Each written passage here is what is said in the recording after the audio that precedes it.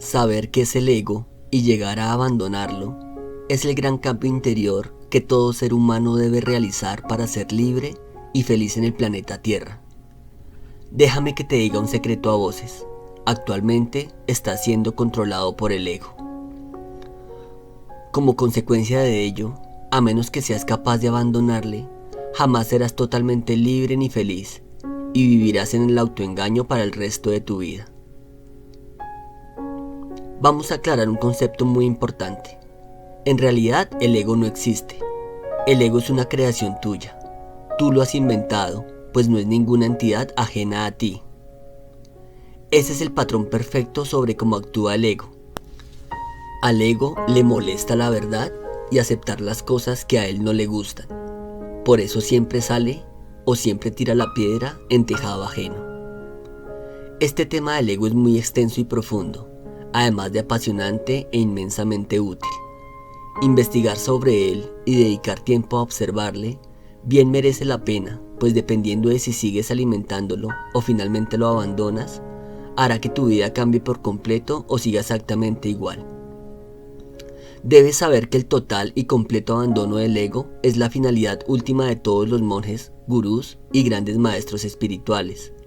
Por ello, estos seres, además de muchas otras personas, practicamos la meditación, la herramienta más infalible para abandonarlo. La ausencia de ego te conducirá al nirvana, o vivir el cielo en la tierra, según mi propia experiencia. Pues vivir sin ego, desde el alma, transforma por completo tu vida, tus emociones, tus pensamientos, tus actos, tus creencias, todo. Hoy me centraré en compartir contigo qué es exactamente, cómo puedes reconocerle y por qué vivir desde el alma es la solución para vivir libre del ego. Todo lo que hoy te voy a contar son ideas, reflexiones y pensamientos que nacen de mi propia experiencia. ¿Qué es el ego? El ego es un falso yo o tu falsa identidad, un ser con el que tú te has identificado que en realidad no existe. Es una idea de quien tú crees que eres, que no es real. Es solo eso, una creencia que nace de tu mente. El ego son todas esas capas y capas que te has ido poniendo encima a lo largo de tu vida en forma de creencias, expectativas, proyecciones, miedos, sueños, frustraciones o deseos y que no son tuyas, sino que has ido adquiriendo gracias al condicionamiento social de la familia, la escuela, la sociedad, los medios de comunicación, los amigos, la religión e incluso de maestros o gurús. Dicho de otra manera, son todas esas ideas que no son tuyas propias, sino de otros, y tú las repites o te identificas con ellas, sin haber nacido de dentro de ti de manera auténtica. Por ejemplo, cuando dices, la felicidad es cuando vives en un estado de paz interior y con total plenitud, pero tú no experimentas en tu vida ni paz interior ni plenitud, lo estás diciendo desde el ego, porque esa idea no es tuya, de manera natural, no es auténtica. Otro ejemplo es cuando alguien que ha sido educado en la cultura cristiana dice, yo rezo y voy a misa todos los domingos porque es bueno para mí. Y tal vez a esa persona no le gusta ir a misa, no entiende por qué en la escuela separan a los chicos de las chicas y odia a los curas y las monjas porque le ofrecieron una educación muy estricta en la escuela, pero él asume esa creencia de que ir a misa es bueno, como propia, cuando en realidad es una creencia inculcada por los padres y la familia. Una vez más, no es una idea auténtica, es una idea prestada de otros que él asume como propia. Esto viene a decir que el ego lo has desarrollado, lo has aprendido gracias a tus experiencias de vida. Las experiencias que has tenido, el tipo de educación y el entorno te han llevado a desarrollar ese ego. ¿Cómo podrías haber desarrollado otro tipo de ego en otro tipo de entorno y con otra educación? Pero no naciste con él. Cuando naciste eras un ser puro, limpio e inocente. Todavía no se había corrompido tu mente ni se había llenado de ideas, pensamientos y creencias basura, que empezaron a llegar años después de tu nacimiento. El ego es quien se compara con los demás, quien se cree más o menos que otros. El ego es quien se identifica con cosas externas, quien etiqueta, quien juzga. La persona que dice que se cree inferior a las demás o la que siente miedo de expresar lo que piensa. No es la persona verdadera, es la persona creada, superpuesta a tu verdadera naturaleza. ¿Verdad que cuando eras niño decías lo que pensabas y punto? Pues ese es el verdadero tú. El que llegó después es el que se siente inseguro, el que le da vergüenza, el que se siente juzgado. Una vez el ego se formó. Cuantas más capas llevas, más te alejas de tu verdadero ser.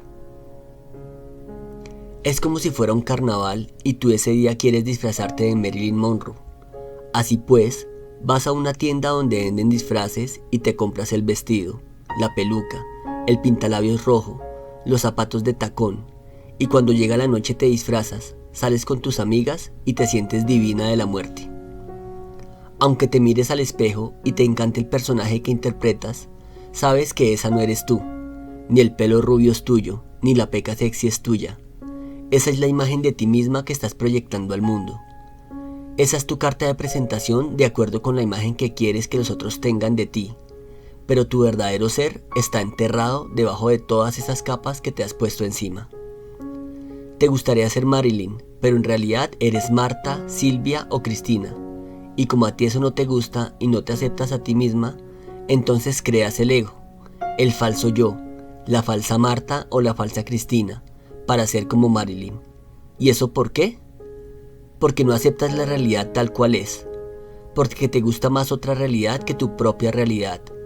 Te gustaría ser más delgada de lo que eres, tener el pelo rubio en vez de castaño, tener menos canas que tu madre que murió hace 5 años, ser más buena en matemáticas, tener un jefe más simpático, un hijo más tranquilo, un marido más detallista o tener una casa más grande que la tuya. Y como no lo tienes, desarrollas el ego, porque al ego se le llama vivir en la ilusión de la realidad, vivir en el mundo de la ilusión o vivir atrapado en la Matrix, porque ves el mundo de manera distorsionada. ¿Lo entiendes? Y debido a esa distorsión de la realidad, señalas a los otros como los causantes de tus problemas, antes que reconocer que eres tú la causante de tu infelicidad, de tus fracasos, de tu dolor, de tus problemas y de tu sufrimiento. Es como el niño pequeño que está en la escuela y la maestra le llama la atención por haber hecho algo, y él señala a su compañero de enfrente diciendo: no he sido yo, ha sido él.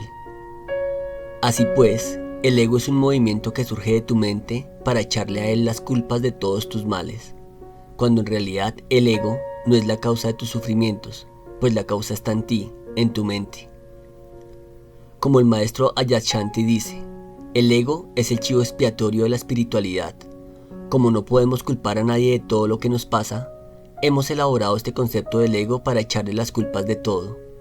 Esto genera mucha confusión, pues en realidad el ego no existe, no es más que una idea, la etiqueta que le ponemos a un movimiento al que hemos vinculado nuestro sentido del yo.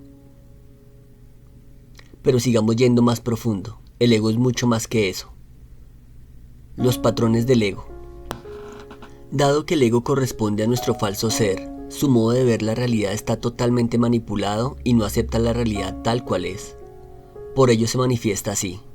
Critica, juzga y acusa a los demás constantemente. Manipula y quiere controlar a los demás. Se compara con los demás, soy más que, soy menos que, y ello le lleva a sentirse superior o inferior al resto. Espíritu competitivo. Necesita demostrar que sabe y que vale.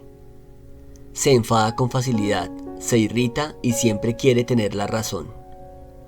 Se queja constantemente. Es pesimista y le cuesta encontrar el lado positivo de las cosas.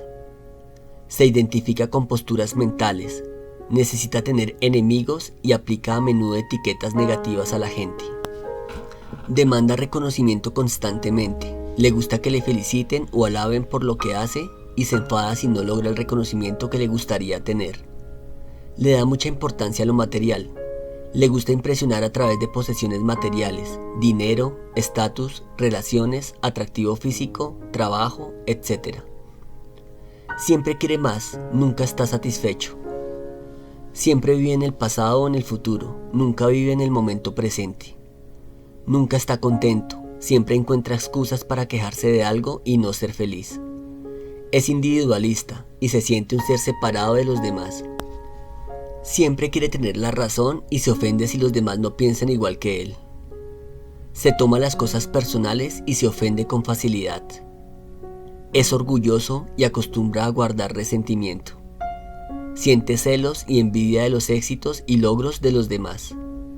Puede llegar a ser bastante hostil y violento. Es intolerante socialmente con las cosas que él no considera correctas.